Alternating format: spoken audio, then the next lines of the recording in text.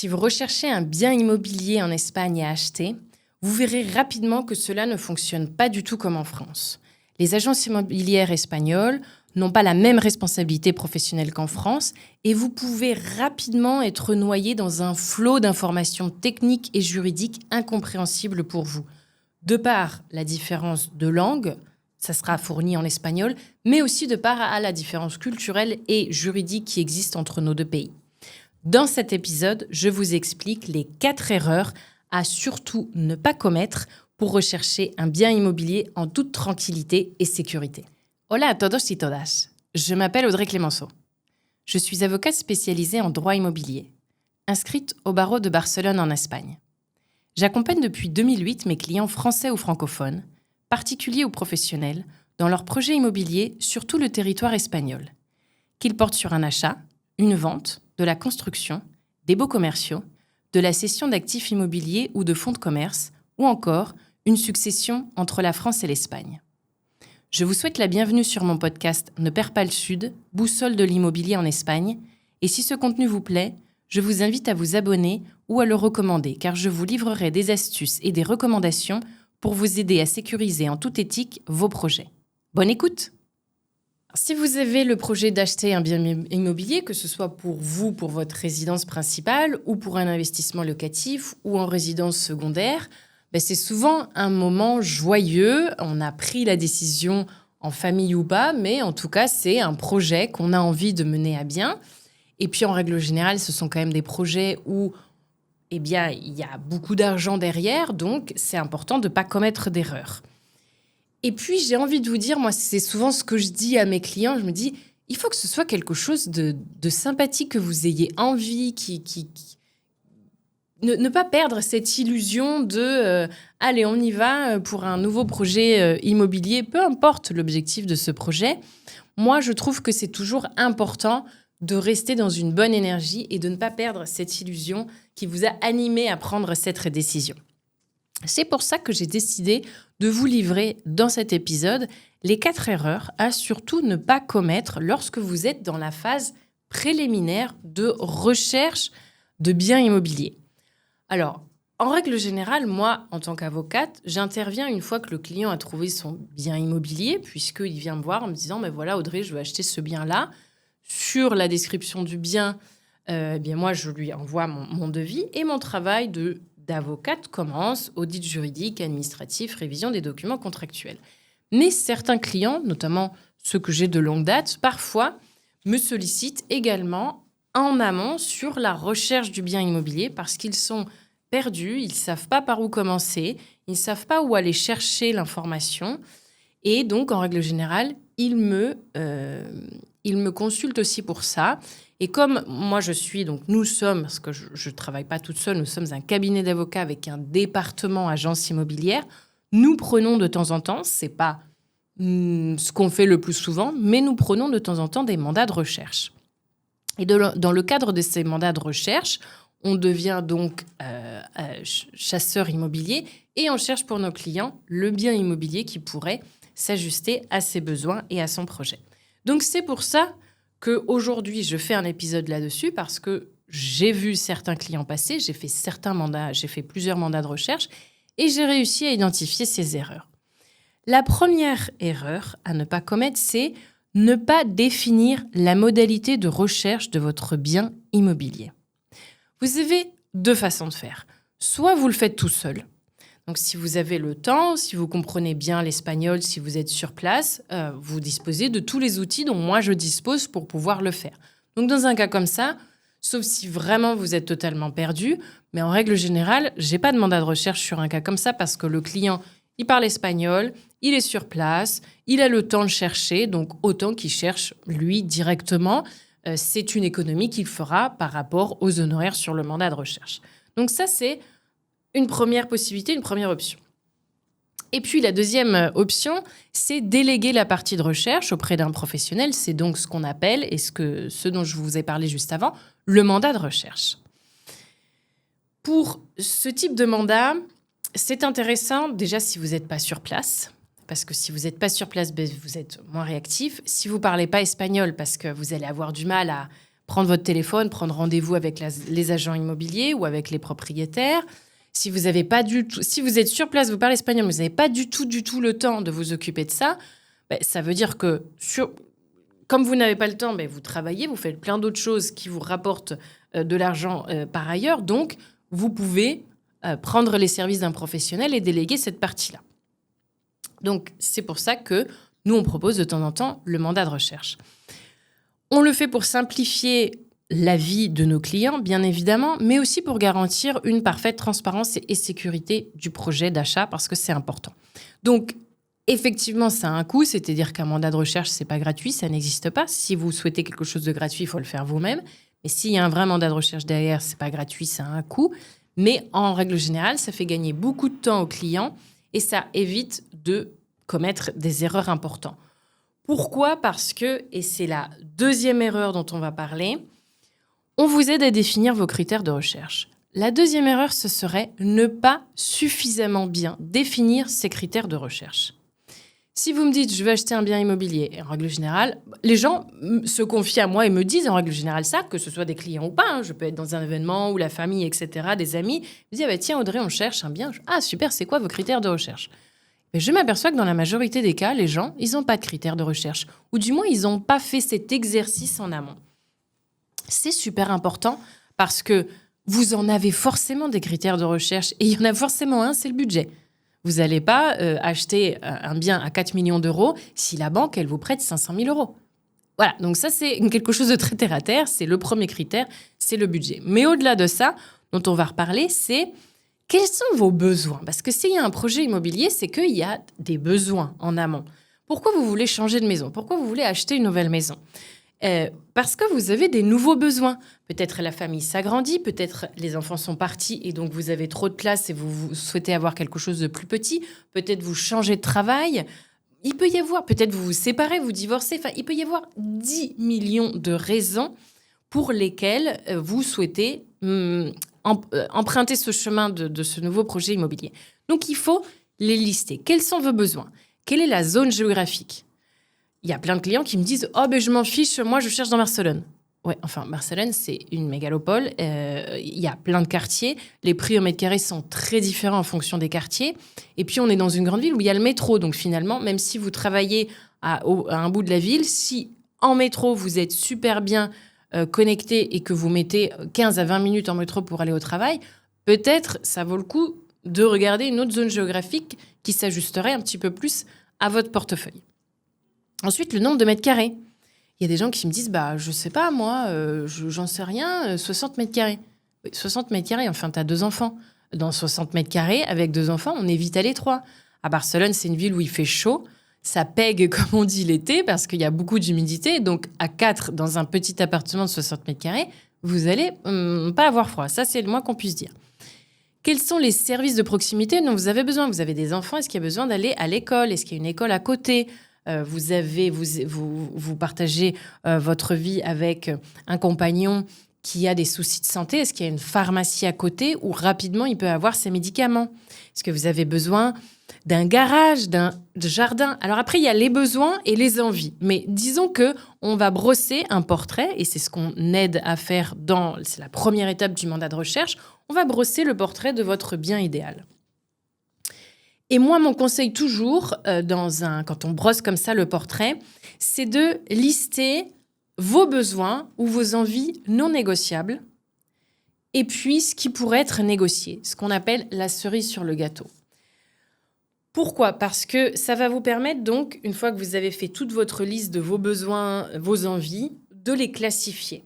Les choses qui sont non négociables pour vous, mais qui reste réaliste. Parce que si vous me dites mon non négociable, c'est que je veux un appartement à 500 000 euros de 200 mètres carrés dans Sarria. Si c'est ça votre non négociable, c'est irréalisable. C'est un projet irréaliste, donc on oublie. Mais à partir du moment où on est dans une vision réaliste du marché, on peut avoir des critères non négociables. Le non négociable, ça peut être j'ai un budget de 200 000 euros et je veux un accès extérieur, que ce soit un patio, un balcon ou une terrasse. Je veux pouvoir prendre le matin mon café sur la terrasse. Ça peut être un non négociable. Et je vous le dis, je vous fais un parallèle avec ma propre expérience. Quand j'avais 25 ans, je me suis acheté donc mon premier appartement de célibataire à l'époque. Et pour moi, le non négociable, c'était « je veux prendre mon petit déjeuner sur la terrasse ». Il y a des gens pour qui c'est important, il y a des gens pour qui ça ne l'est pas. Pour moi, c'était super important. Je venais quand même de la région parisienne où il fait gris toute l'année.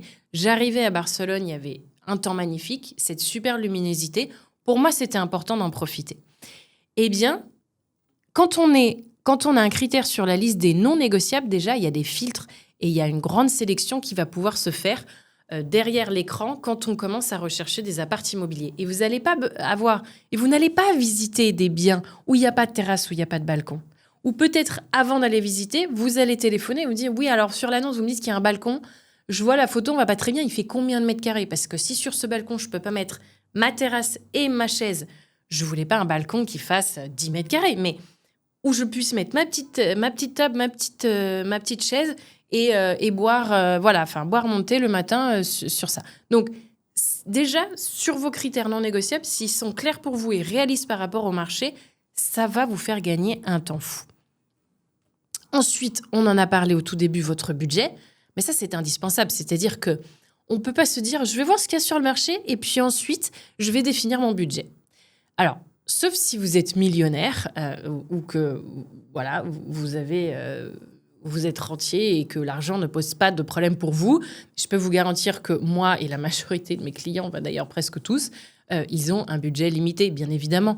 Chacun a la hauteur de ses revenus, mais on a tous un budget à respecter, donc il faut le définir à l'avance et prendre contact avec sa banque le plus tôt possible pour valider la faisabilité du projet si vous avez besoin d'un financement. Si vous n'avez pas besoin d'un financement et que vous disposez d'un pécule, c'est une très bonne nouvelle, mais ce pécule, il n'est pas extensible. Donc, combien d'argent vous disposez et définissez votre budget. Je ne vais pas rentrer dans cet épisode en détail sur comment on définit son budget parce que je vais vous renvoyer sur 2 épisodes que j'ai déjà enregistrés dans ce podcast. L'épisode 15 qui s'appelle « Tout comprendre sur le financement en Espagne » où je vous décortique tout, comment ça fonctionne le financement avec les banques espagnoles. Et l'épisode 18 qui s'appelle « Acheter un bien immobilier en Espagne, combien ça coûte ?» où là, je vous détaille les impôts, les droits d'enregistrement, les frais de notaire, etc. qu'il faut prévoir dans votre enveloppe budget. Donc, c'est pour ça que je m'étale pas sur ce sujet dans cet épisode-là. Et puis, et ça, je vous l'ai déjà mentionné, je vais vous parler de la réalité, est-ce que votre projet est réaliste ? Parce qu'une fois que vous avez défini vos besoins, vos envies, vos non négociables et vos cerises sur le gâteau, et que vous avez défini votre budget, eh bien, il faut savoir qu'est-ce qui est réaliste sur le marché. C'est-à-dire qu'il va sans doute, je dis sans doute pour ne pas dire tout le temps, y avoir des ajustements sur certains de vos critères. L'ajustement qu'on fait le plus souvent dans nos monas de recherche, c'est la zone géographique. Parce que les gens veulent tous vivre dans Gracia ou dans la meilleure zone, dans Poblano, enfin, dans la zone qu'ils ont, soit ou dans laquelle ils vivent actuellement, soit dans une zone dans laquelle ils ont entendu dans les journaux, c'est fun, sur les réseaux, c'est fun, etc., de vivre là. Ok, c'est peut-être fun, mais ça ne correspond peut-être pas à votre besoin ou à votre budget. Donc, une fois qu'on a ces listes-là, en fait, on fait un ajustement et c'est en ça que nous, on sert en tant que professionnel de l'immobilier. Si vous nous confiez un mandat de recherche, c'est là où on a notre valeur ajoutée parce qu'on connaît le marché et on va pouvoir vous faire gagner beaucoup de temps. Et au lieu de perdre 3 mois à chercher dans une zone géographique qui ne correspond pas à votre budget, directement, on va vous dire « Ok, on oublie cette zone-là. Par contre, ça, on peut chercher. » Voilà, donc on va pouvoir vous aiguiller. Et notamment, je vous dis ça parce que c'est du vécu. Je vous expliquais, donc moi, mon expérience quand j'avais 25 ans, quand j'ai acheté mon premier appartement. J'avais pas suffisamment...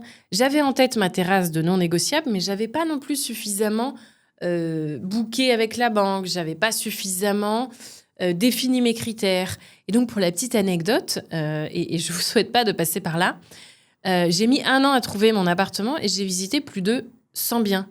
Clairement, je me suis essoufflée. En plus, j'étais collaboratrice junior à l'époque, donc il fallait que je fasse mes preuves. J'avais un agenda déjà bien rempli et des horaires de travail assez longues, on va dire. Donc, ouais, je courais partout pour visiter. Je vous ai dit, je visitais une centaine d'appartements. Donc, je me suis essoufflée. Si à l'époque, j'avais eu les moyens de déléguer cette partie-là, je l'aurais fait volontiers. Et puis une deuxième petite anecdote, c'est une cliente en 2025 qui nous a confié un mandat de recherche avec 3 quartiers différents. Elle vivait dans un quartier, mais elle disait « Ok, je suis prête à bouger, pas de souci, etc. » Donc, 3 quartiers différents. Sauf qu'au final, en creusant, on a vérifié que le quartier était finalement un critère non négociable pour elle, parce que même si elle se disait ouverte sur d'autres quartiers, à chaque fois qu'on visitait avec elle des appartements qui n'étaient pas dans le quartier dans lequel elle vivait actuellement, elle nous disait « Ah ouais, non, je me vois pas du tout vivre ici. » Et c'est important. C'est important parce que acheter un bien immobilier, on fait pas ça tous les jours. Et si vous voyez pas, vous projetez pas vivre dans ce quartier, bon, ben voilà, c'est un premier indice que c'est peut-être pas pour vous.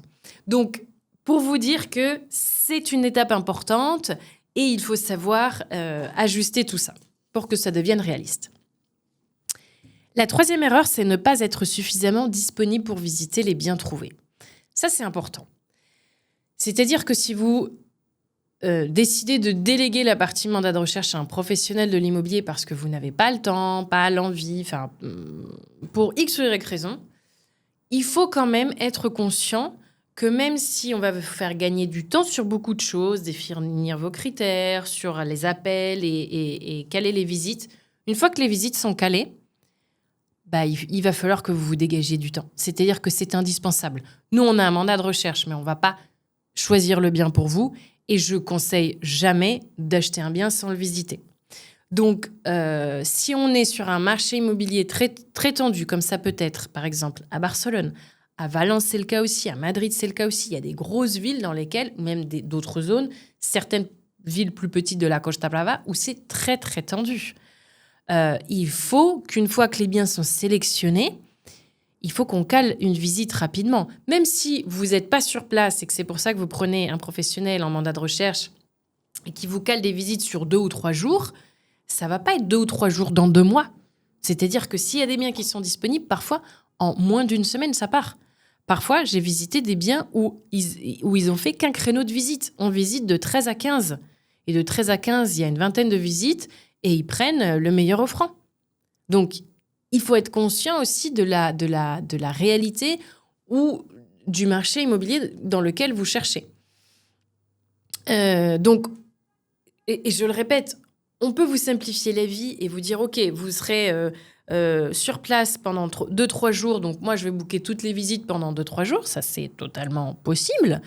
Mais par contre, il faut que, quand je vous dis go, vous preniez un vol et que vous soyez là le lendemain. Parce que si vous avez plein de déplacements, et encore une fois, je le répète, si vous me dites c'est dans 2 mois, dans 2 mois, tout le travail que j'ai fait aujourd'hui, il ne sert absolument plus à rien. Parce que dans 2 mois, il n'y aura plus un seul des appartements que j'aurai sélectionné qui sera disponible à la visite. Donc, c'est pour ça qu'il faut être assez réactif. Et la quatrième erreur, à ne pas commettre lorsque vous achetez un bien immobilier, c'est ne pas faire appel à un avocat lorsque vous avez trouvé le bien. Le mandat de recherche, le professionnel immobilier, il va vous scruter le marché immobilier, il va vous trouver votre perle rare. Une fois que vous l'avez trouvé, là, c'est une autre étape pour laquelle je vous recommande de faire appel à un avocat. Pourquoi ? Parce que le notaire en Espagne ne fait pas les audits juridiques ni urbanistiques. Il ne séquestre pas les fonds. Tous les fonds qui vont être versés dans le cadre de la transaction vont être versés directement sur le compte du vendeur. Ils ne passent jamais par le compte du notaire. Donc, les agences peuvent vous être d'une grande utilité, notamment pour recollecter tous les documents dont on va avoir besoin pour faire les audits, etc. Mais être accompagné d'un avocat, certes, ça a un coût, mais encore une fois, je le répète, c'est le coût de la tranquillité. Pour vous illustrer ces points-là, et sans que cet épisode soit trop long, je vais vous renvoyer à 3 des épisodes que j'ai déjà enregistrés dans ce podcast. L'épisode numéro 3, mon client a failli perdre 50 000 €, comment j'ai réussi à l'aider ? Alors là, pour la petite anecdote, il est venu me voir trop tard, une fois qu'il avait tout signé. Donc, c'était pas facile de l'aider, mais j'ai quand même réussi. L'épisode 2, faut-il engager des frais d'avocat pour votre projet immobilier ? La réponse, c'est pas d'obligation d'engager un avocat, mais c'est une grosse recommandation. Je vous explique pourquoi dans cet épisode 2. Et l'épisode 29, pourquoi ma cliente a perdu ses arts de 15 000 €? Et bien là, c'est pas qu'elle a failli les perdre, c'est que là, malheureusement, elle les a perdus parce qu'elle ne s'est pas fait accompagner par un avocat. Elle est venue me voir bien trop tard. Tout était déjà signé et tout était déjà fait. Et donc, malgré tous nos efforts, on n'a pas pu récupérer ces 15 000 euros. Voilà, c'est tout pour aujourd'hui. Je vous remercie de votre attention et je vous dis à très vite pour un prochain épisode.